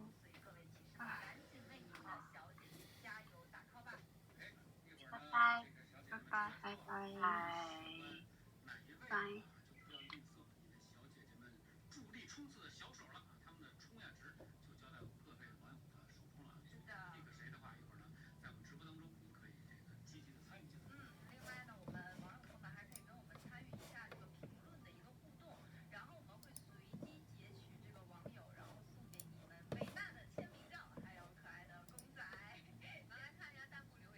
Okay, hi and welcome back everyone. So how was the group discussion? Good. Did you all get some interesting facts that you weren't aware before? Right. Also, how was Padlet? How was your experience with Padlet?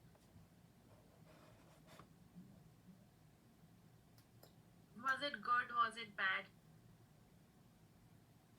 I think it's quite messy when many groups post too many posts on it. Okay, so that's a good review. So what we can do is we can find out alternative ways to make it not so messy. That's good point. Thank you. Yes. Yiting, were you going to add something? Oh, actually, I just want to say it's not bad actually.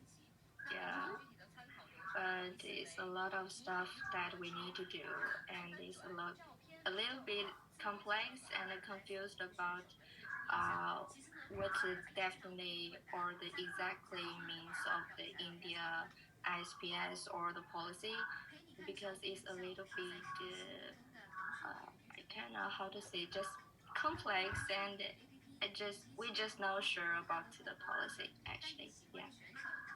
Good. So thank you, Yeting. So what I'm going to do is I will come back and I will let you know about the policy issues around net neutrality in India. So before that, let's go over what each and every group have gone overall. I can see you all have put down points, important points on Padlet. So someone or few members from the group can give an overview of what you all have got. I can see that you hadn't yet reached the last question, which was about the policy activists do in this. So, was any group able to look at the idea of what policy activists are doing? No, right? It was the last question. Any group which was able to have a look at that one? No, okay. So what I'm going to do is once we have an abstract from all the groups, we will discuss specifically on the policies of net neutrality in India. We will answer it live, and then we will go into discussing or looking into how the policy and net neutrality activists have to say in terms of net neutrality in India. Okay, so first let's start with a discussion of what you all have got. Room 1. Room 1 had Maggie, Yuri, Dianze, Jiaming, and group. So what did you all discuss? What did you all find out?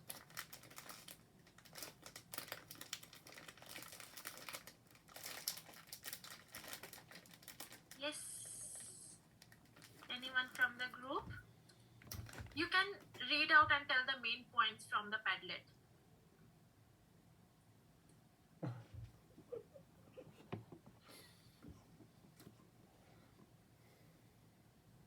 Yes, group 1. Group 1 had so many people. Jessica, Tami, Ruhi, Min, Owen. And I can see you all have done a lot of work as well. So, what are the main points that you found out?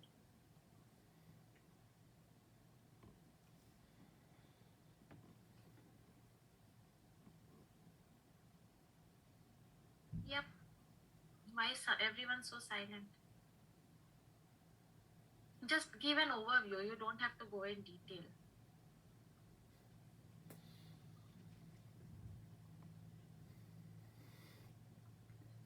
Hello. Yeah, hi. Yes. Actually, our group are focused on finding answers of each questions, and we didn't talk too much answers. We found that actually in India there is no exactly policy about the net neutrality, as we all know that, but there are some different stakeholders in the internet space. There are four. The consumer of any internet service, and the second is the telecom service providers or internet service providers, and the third is the over-the-top service providers, and finally is government. Those four stakeholders, they active in the net neutrality. Well,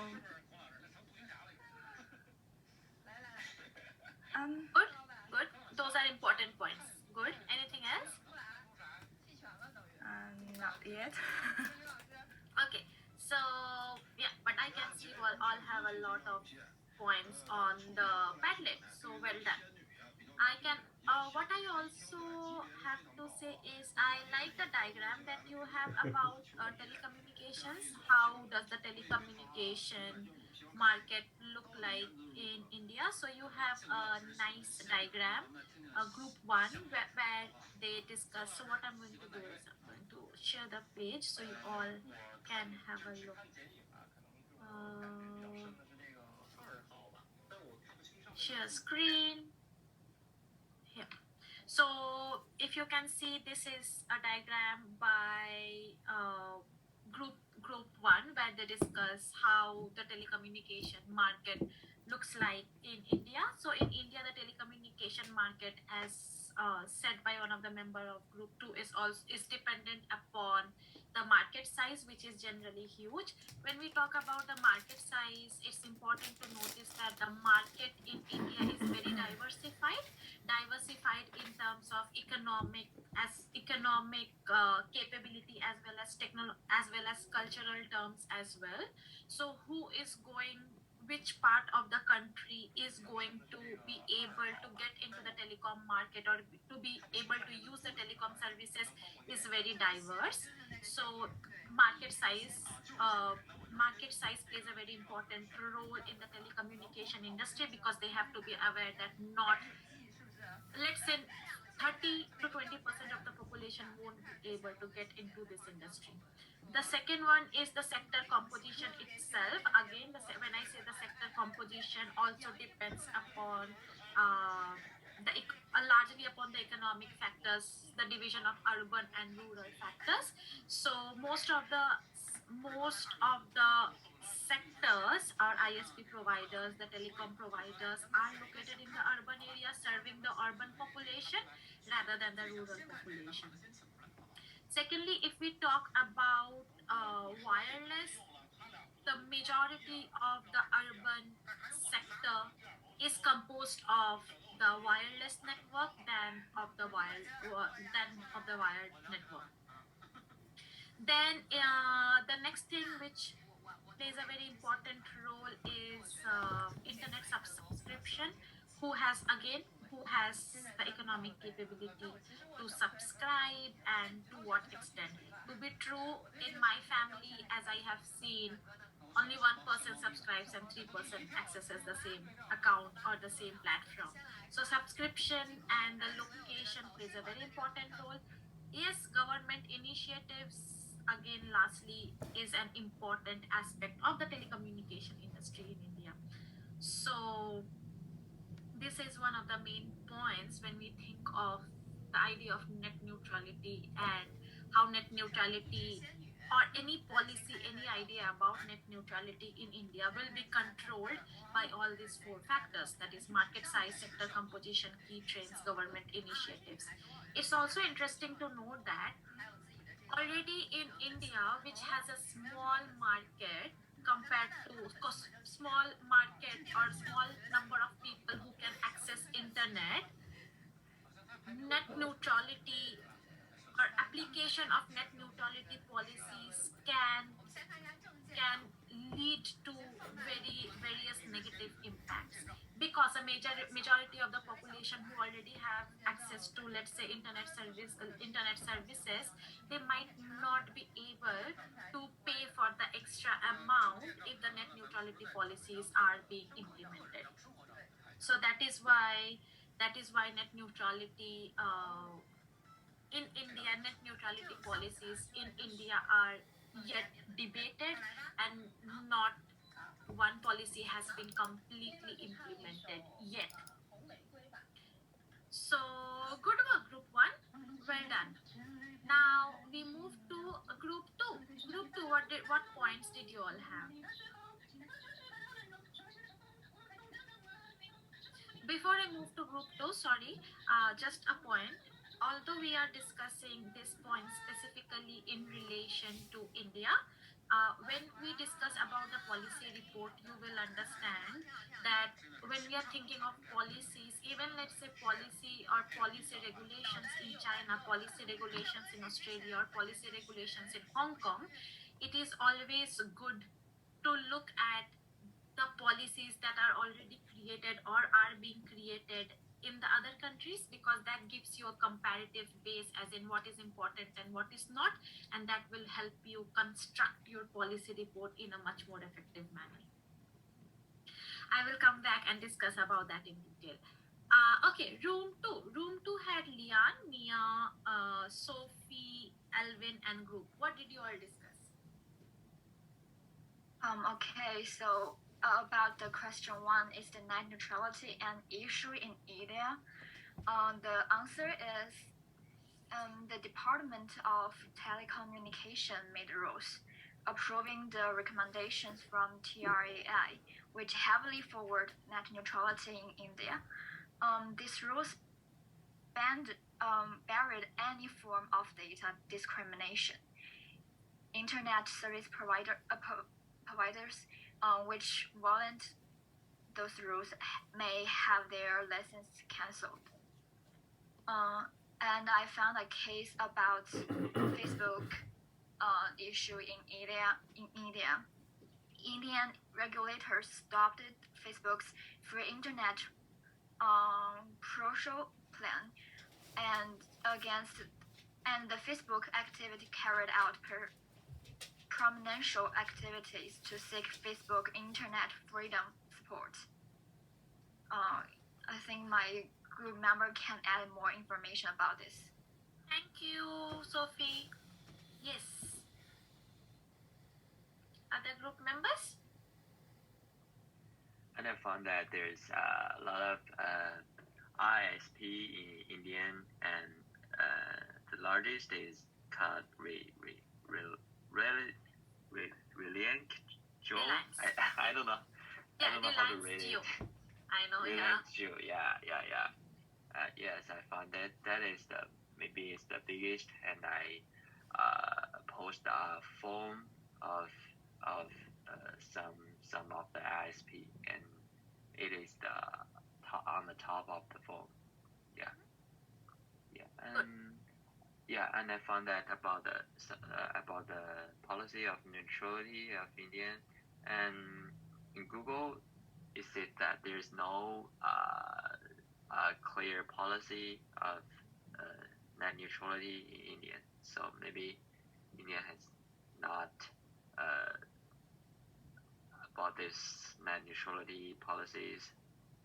Maybe, and and found these two informations. Thanks. That's all. Good. Thank you. I will add here too.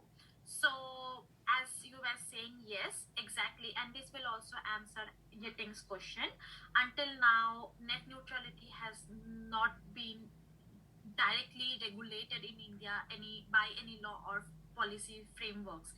There have been various debates in the last few years over whether it should be implemented or not, but when we talk about policy makers and policy activists, they have put forward this word that no content should be controlled by the government, and because it is so-called a democratic country, a free country, every person has equal rights to access the content that is available on the internet. There has been various conversation on what will happen if net neutrality or the policies are being implemented, or net neutrality, or sorry, if this kind of restrictions are allowed on the internet in India. Then the various scholars have discussed that on one hand, yes, it will lead to much more cultural animosities, because the quality of the content can be based on the cultural being, can be based on who is selecting what should be produced. So that's one. And the second one, many providers in India, especially education providers, for example online libraries, perform on this, or they operate based on the idea of that there's no restriction online and everyone can access whatever they want.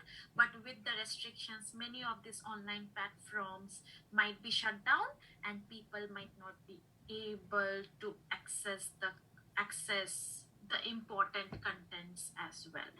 So if you would all would have heard about TRI, so TRI, which is also called as the Telecom and the Regulatory Authority of India, they had released the regulation called as the Prohibition of Discriminatory Tariffs for Data Services Regulation in 2016.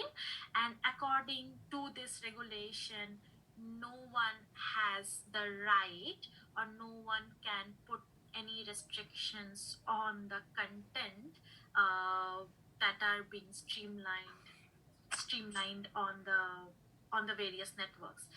Interestingly, something from my personal experience, when I studied in uni and my uni was connected with wired internet services, we as uni students weren't allowed to access YouTube or Facebook or any social media account.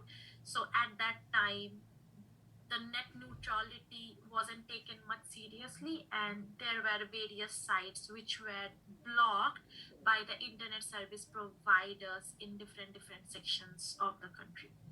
So that is something it's hard to find online, but that's completely based on my experience. Okay, now room 3 had Karina, Richard, Mika, Yang Ding, Emily, and group.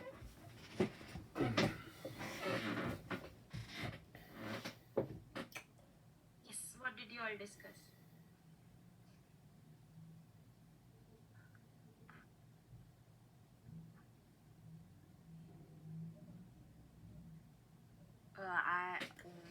We found that India has not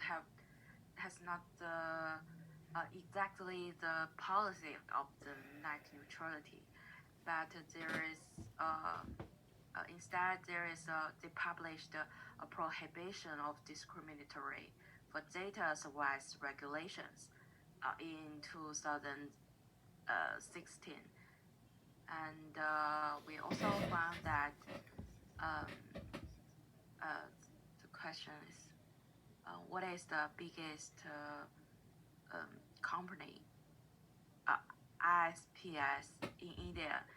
We found that it's Reliance Jio, or yes, and it is the biggest company ISPs in India. Yes.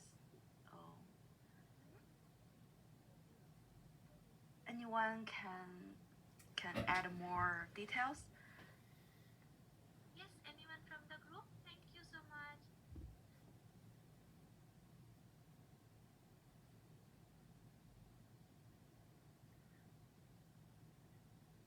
Okay, actually, I found something for the question is, are there any reported cases of net neutrality by ISPs in India, and what are they? So for this question, actually, I found some sources from Wiki website, but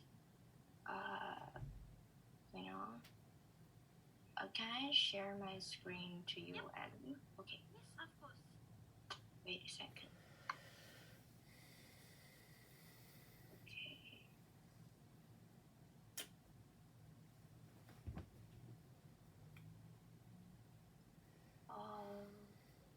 Yeah.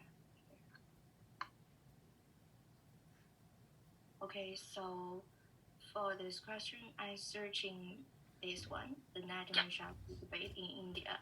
But actually, I'm go through the whole articles. I haven't seen any like the question mentioned about the ISPs, but I think it's the reported cases of net neutrality in China, in India. But for the ISPs, I think these two, especially for this one, India approves new charity rules and some of the new telecom policy, and I think it's the whole. How can I say? I think especially for the telecom policy, Yeah. is, yeah, it's a general information of this question, Yeah. but actually I cannot and something like ISPS provide things. Yeah. Because the thing is, sorry. Yeah, complete. Yeah. Okay. So with the same one, yes, there was quite a bit of debate going on about the implementation of the policy. So yet no much content has been released based on what the policy is or what kind of restrictions it can bring in. So it's quite bit in middle ground. So for now, even it says that it was released in 2018. There was this no such policy that has been implemented till January 2021. So the net neutrality still exists, but when the policy is actually implemented, then we will get a better understanding of what has been blocked and how some kind of discrimination is happening on the internet platform. So if I get any more details about the policy, I will let you all know. Okay, perfect. So awesome, guys. Thank you so much. It was, I can see the Padlet is super interesting. If anyone wants to save the Padlet and keep it for future references, feel free to do so. And then another last question was, the last part of the tutorial was about policy report. If you all know, there is one policy report which is due, which is the last assignment and due in the last week of April. So has anyone written policy report before? No? Okay, what do we mean by policy report? What does the name suggest?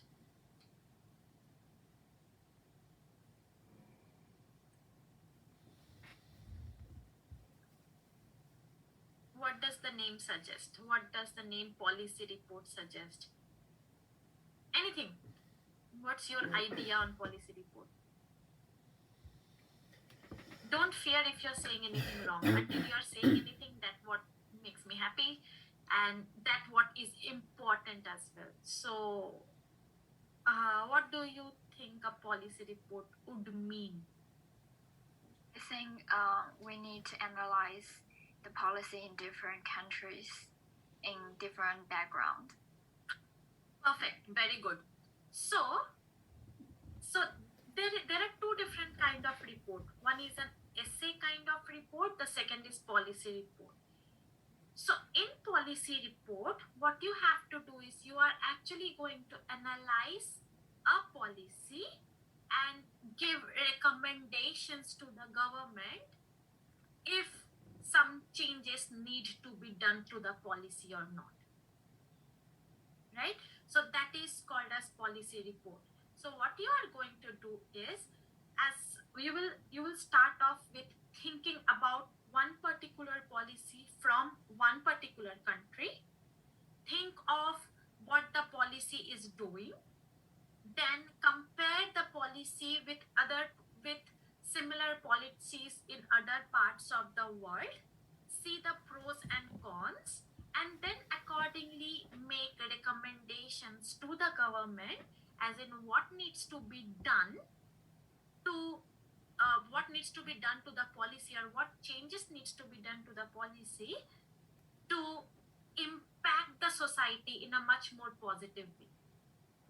Right? So at the end of the day, any policy that our government is making is to make sure that, let's say, media content flows well and it creates a positive impact on the population, and we always get good info or correct information. Say again, for example, censorship policies. Why are censorship policies made? It is made to safeguard the people's cultural and ideological beliefs, right? So, but if you see, the policies are different, censorship policies are different for different countries. So for the policy report, what you are supposed to do is think of any policy and think what can be done to what can be done to have a much more positive impact and then give recommendations. For example, you can think of any net neutrality policy in China itself. See if there is a net neutrality policy in China. Then accordingly think whether it's doing any good or not. What are the pros and cons? If you think that the number of cons are more than the number of pros, it means it needs to be changed or kind of reframed. So, what are you going to do here is you are going to look into, let's say, policies in India, policies, net neutrality policies in Hong Kong, in Sri Lanka, in Australia. Come see their pros and cons. See how the policy in Australia is leading to a positive impact on its society, on the members, and then accordingly make the recommendation. Make sense? What a policy report means? What you all have to do? Think of a policy, compare it with other policies, make recommendations to your government. So, how how you write a policy report is also different from how you would have written essays. I'm sure you all would have written essays, right? In your bachelor's, in your school time. A policy report is little bit different. So what I'm going to do is, for now, I'm going to share my screen to tell you what are the parts of policy report. Don't worry if you think you are a bit confused at the moment, because, or if you are getting confused, because I will give you a detailed structure, a much more in-depth one in the next week.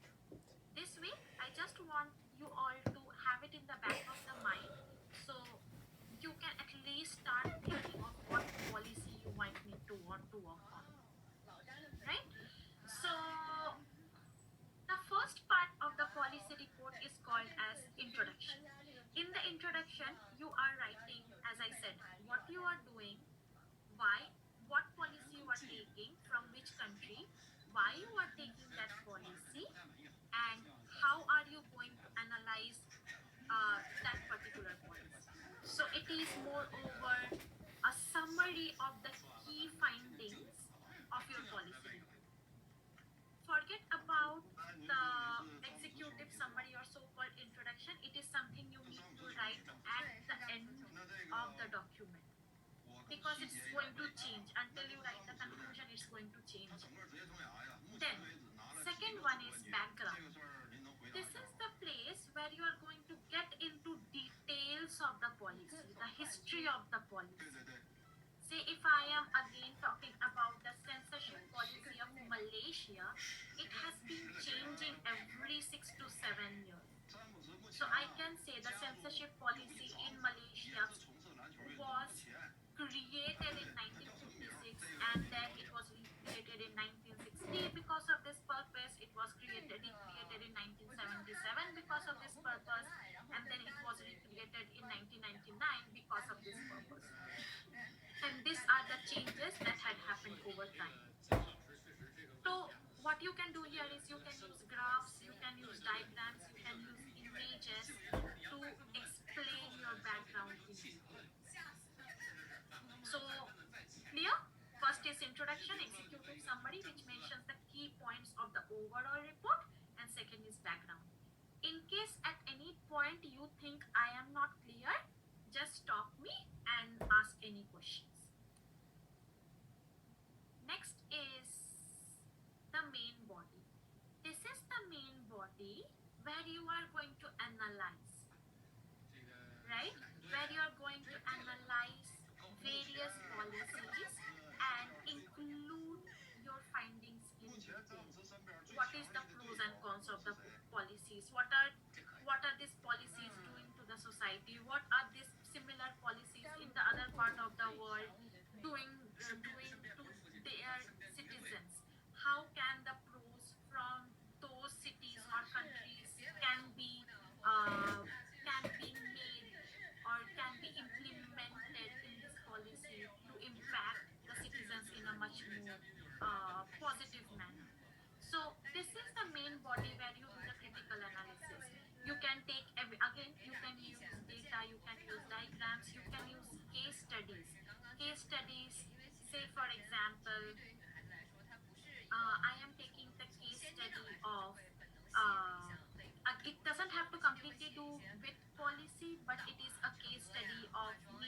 merging where two media companies merged with each other.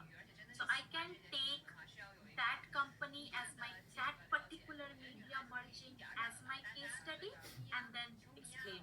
For this one, let's say about net neutrality, you can talk about, you all discussed about the Tencent, right? Tencent case study in relation to net neutrality. You can talk about just the Tencent one here.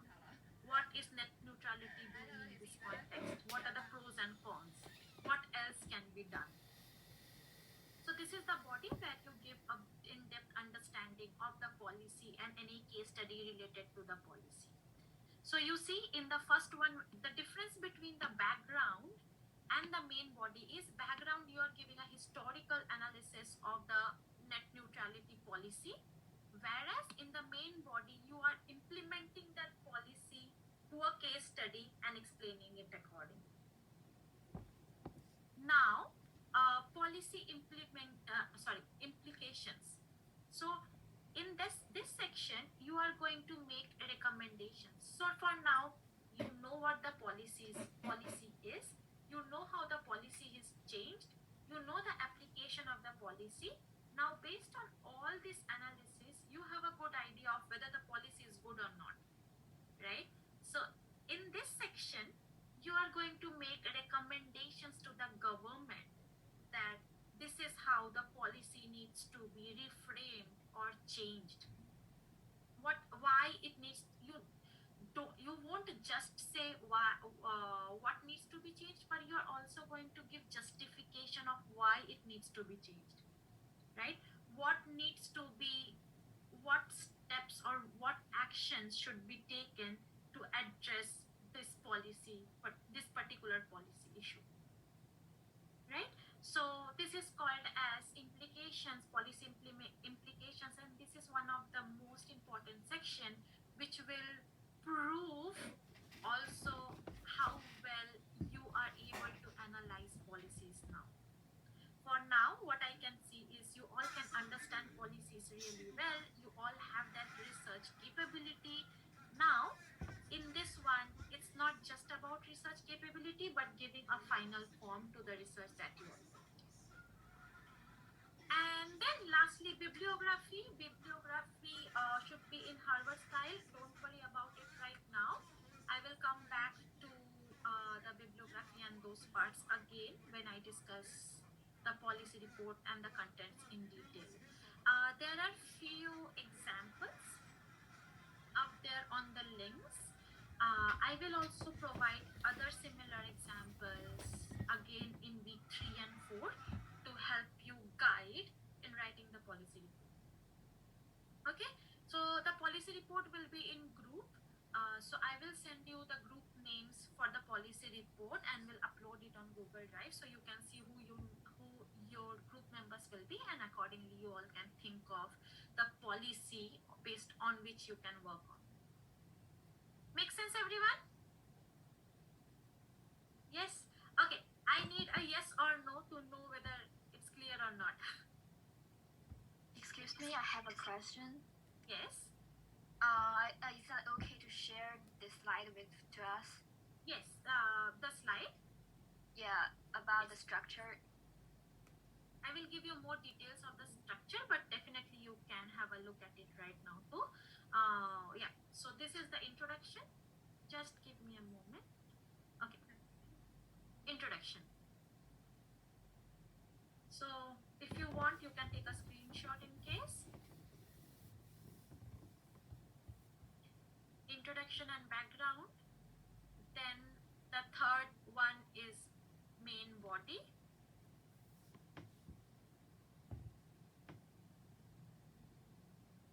And the last one is policy implications.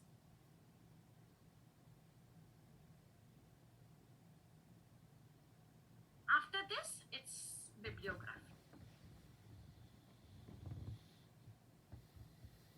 Okay?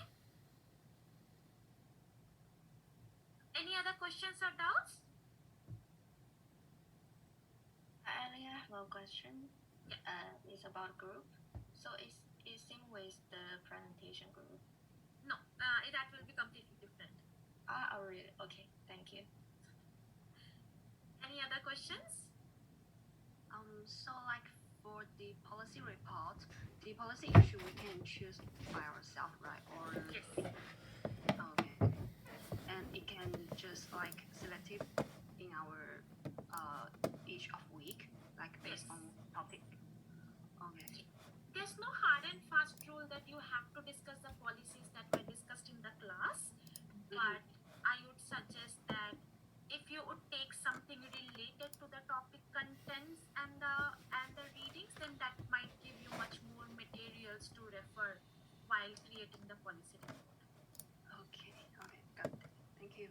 Thank you. Anyone else? All good? Okay, so that's it. You all have been super good students as always, and the ones who are going to present in group 3, if you all have any questions or doubts about your group presentation, please send me an email so I can help you out with the group presentation. Apart from that, that's all for today, guys. Thank you so much for coming. Thank you so much for being attentive, doing the group work with so much patience and enthusiasm. And I really appreciate the hard work that you all are doing.